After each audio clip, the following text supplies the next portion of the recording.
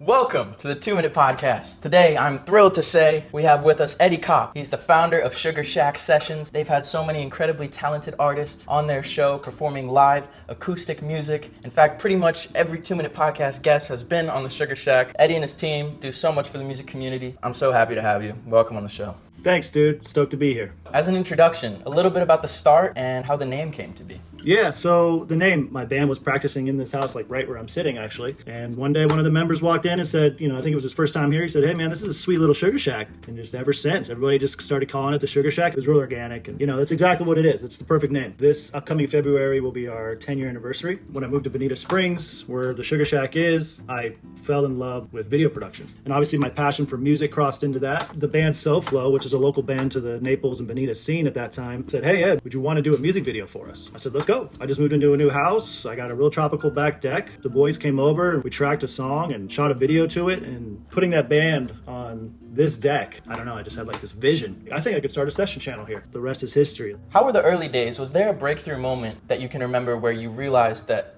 whoa, the Sugar Shack thing's really going in the right direction? The first breakthrough moment was probably Ballyhoo. It was the first touring artist that trusted us. We had like 6 episodes, and Howie and the boys showed up to like my house with like a muddy driveway and like chips and salsa. And like, I think we could afford like a 6-pack of Coors. I remember being crazy nervous and just so psyched. I love that guy. I think like the next big breakthrough was the Green that came all the way from Hawaii to see us, and we were just like, dude, all right, this is next level. So tell me about the introduction of the Sugar Shack experience and what you guys want to give to fans with that. Yeah, so number one question since day one is, how can I attend a Sugar Shack session? It is my personal home. It still is till this day. It took some time to get the space like comfy for a lot of people. We finally got it to a place where, I think we were ready to sell tickets. We framed it as a Sugar Shack experience, and that's exactly what it is. You come here, you're not going to a show, you're going to a Sugar Shack experience. You're witnessing the production of a Sugar Shack session. It comes with a 3-course organic meal and all kinds of other cool stuff. And you get to hang out with an artist and share space with them and share a meal. It feels really good. People from all over the world are flying here. It's a surprise. It's a blind ticket, but every session is just so special. I know you guys have a very talented chef to make those meals, Greg. What has been your favorite dish that Greg has prepared? The pacifier pork loin. Chef Greg, the friggin' man. So I was on his podcast prior to this, and I was like, "You gotta come to a session next week," and it's pacifier. And he's like, "All right." So he shows up and he brought a meal. And we didn't even know like he was a chef, but he brought this pork loin and it was so good. We're like, "Hey, do you want to like cook for the next session?" That was kind of that build up into the Sugar Shack experience. Chef Greg was a crucial part of that. We're like, wow, we found a chef. Have you ever had an artist bring a pet to a session? Yeah, plenty of times actually. Claire Wright was just here. She brought her golden retriever, Captain. He was a great dog. And then we had an artist bring like a litter of kittens one time.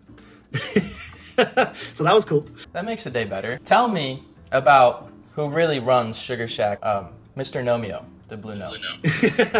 Oh, Nomeo, dude. He was a housewarming gift for my partner Lisa and I, who live here, from her mother. When we first moved in, she gave us this blue gnome, and he sat next to the door here on the deck since day one. And then, we started shooting sessions on the deck, and the artist wanted the gnome in the shot. It's this really organic thing that happened for Sugar Shack that was truly never intentional. And now it's like this iconic like mascot for this brand, and almost like a second logo. And yeah, it's cool. And now we're currently in the process of 3D printing him and replicating him because all our fans want full-size Nomeo. So is he like ceramic gnome, right? He's ceramic. Yeah. That's dangerous. You need like security for the guy. Yeah, you're telling me, bro. One of our guys dropped him off the roof one time and shattered him, and then we put him back to Nomeo movie. But the 3D printed ones will be recycled plastic, so they'll be a little more durable.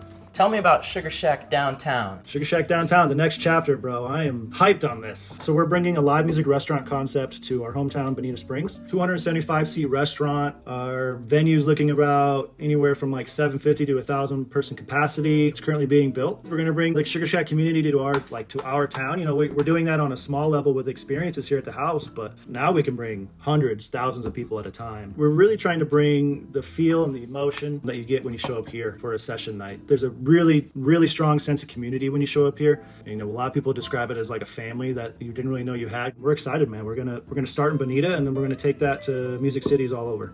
Oh man, I'm so stoked, dude. Yeah, me too.